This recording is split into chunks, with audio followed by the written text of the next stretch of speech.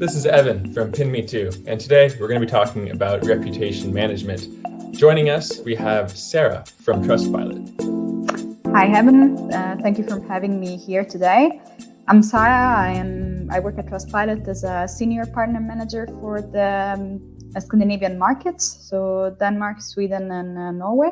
And I'm really excited to have this opportunity to talk about reputation with you today. Thank you. We're really excited to have you. And I wanted to start off by congratulating you. I saw that you recently reached the 100 million review milestone at Trustpilot. Yes, that's quite important for us, and we were very excited. We were actually betting on when that would be an achievement and a goal for us. So it was a very huge milestone, and we celebrated as much as we could, although the times. Let's say it like that.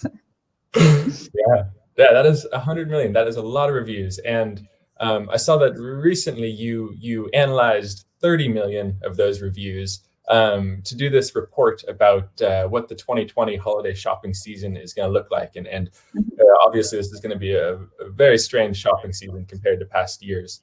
So I was hoping you could tell me a bit about how reputation management will be important for this strange 2020 shopping season.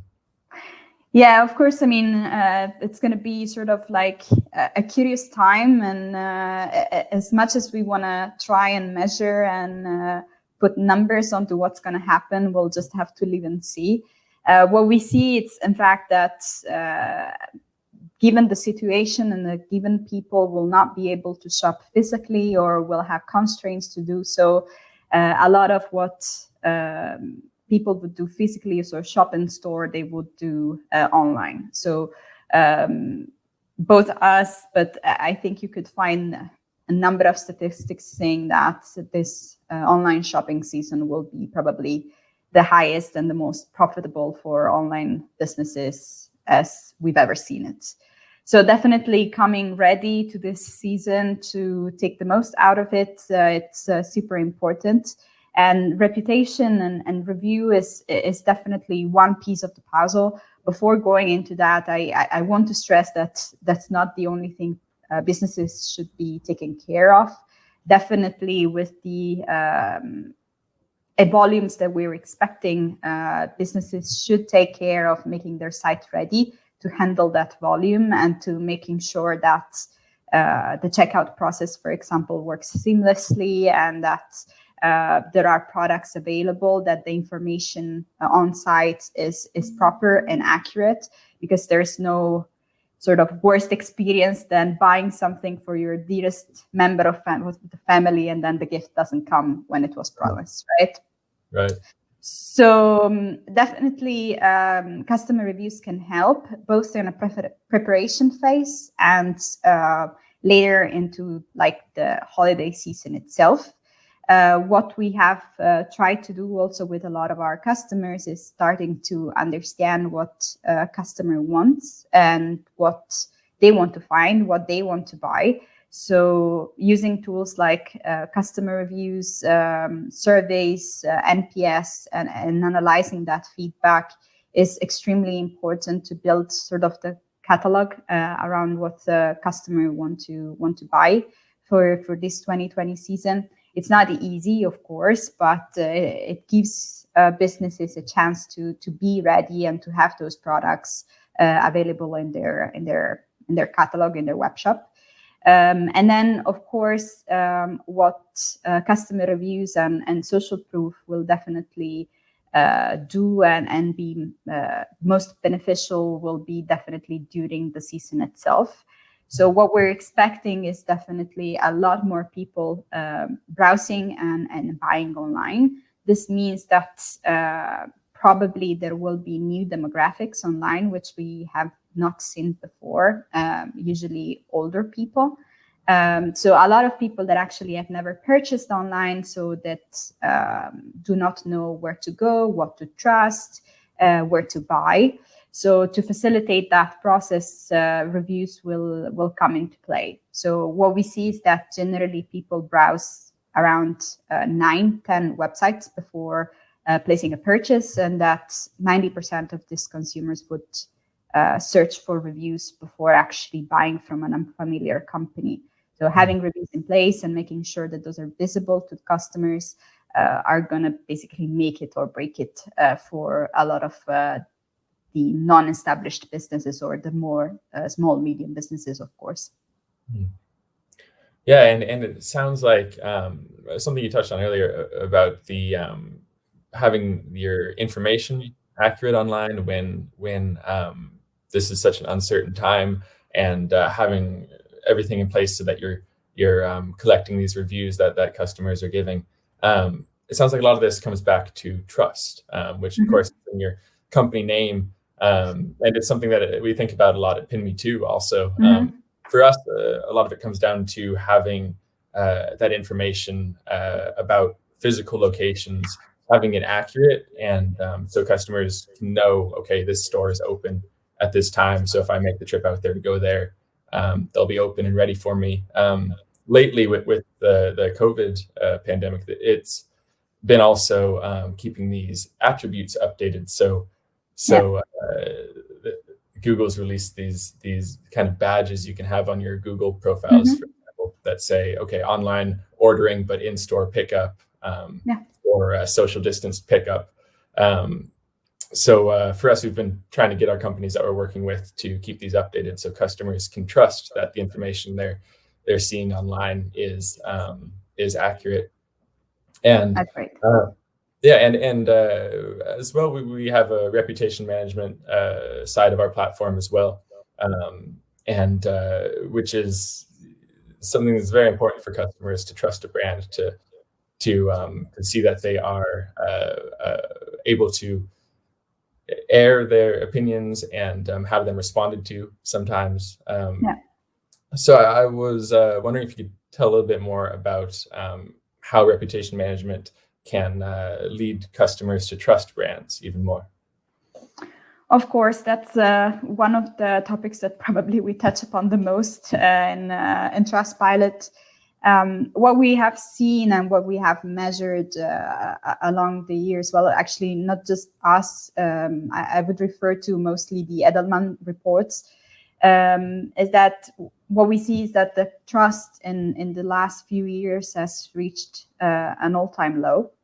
The Edelman report of 2018 tells us this: basically 42% of consumers globally do not really know which business to trust, which is incredible. That basically means that as a business, you put out a message, whatever message that is, and almost half of the people that will read the message will basically doubt that it's real or that it's truthful.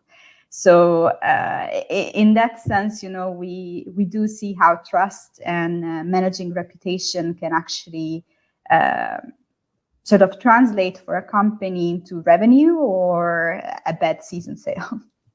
It's as easy as that. Of course, that's why people then look for reviews and consumer feedback before going online and placing a purchase. And we've seen it before, how large of a chunk of the global population actually does that. And it is important, of course, for businesses to conform to that norm and making sure that they have tools available in order for consumers to go online and check what the reputation of that business is.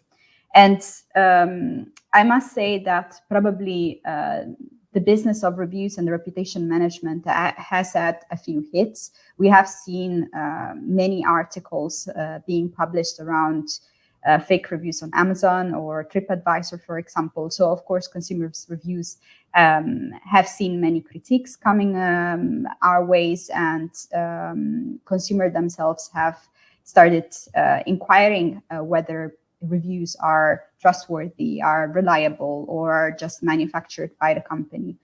So in an environment where consumers are becoming more and more savvy and they know where to find information about how reviews are collected and how they're published and treated, whether they're censored or moderated, it becomes extremely important that companies put out there a very trustworthy and open and transparent image of themselves. Otherwise, consumers will react actually negatively to reviews. So The review tool is definitely powerful, but must be managed with care, and with the idea that asking people for feedback is not always a fairy tale, but managing that feedback is critical for business to survive, and for businesses to conquer the trust of customers.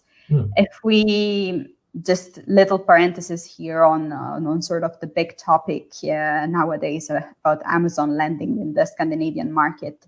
Amazon themselves have made a strategy out of collecting reviews and showcasing reviews wherever they can. So it's not really science fiction, you know. If Amazon has done it, then has been successful with it, then other businesses should take advantage of the same tools, and making sure that those tools are recognized and are sort of well perceived by the larger population. So that's what we strive to do at Trustpilot. We strive to be the most trusted platform out there, and with our trust promise this summer, we think we've reached a huge milestone with it. So yes. Absolutely. Yeah, I can say from personal experience, I absolutely trust Trustpilot, and wouldn't think of making some big purchases without reading those reviews first. Yeah. Quickly, I just wanted to discuss the kind of the elephant in the room when it comes to talking about businesses or brands getting reviews, and that is that, you know, some of these reviews are going to be negative reviews. They're going to be not saying very nice things about the product or the service. And I thought your CEO, the Trustpilot CEO, Peter Mullman, I thought he had an interesting take on that, because he said that a good response to a bad review is worth 10 good reviews. I thought that was an interesting expression, and I wanted to see if you could shine some light on that, and how does that work? How does responding to these negative reviews help turn them into a good thing? Of course. I would start by saying that companies, as much as people, are made out of humans, right? So there is no way that a company is perfect and can deliver pitch perfect proposition all the time. So the consumers, on the other hand, do not expect this. Consumer, on the other hand, expect that companies may make mistakes.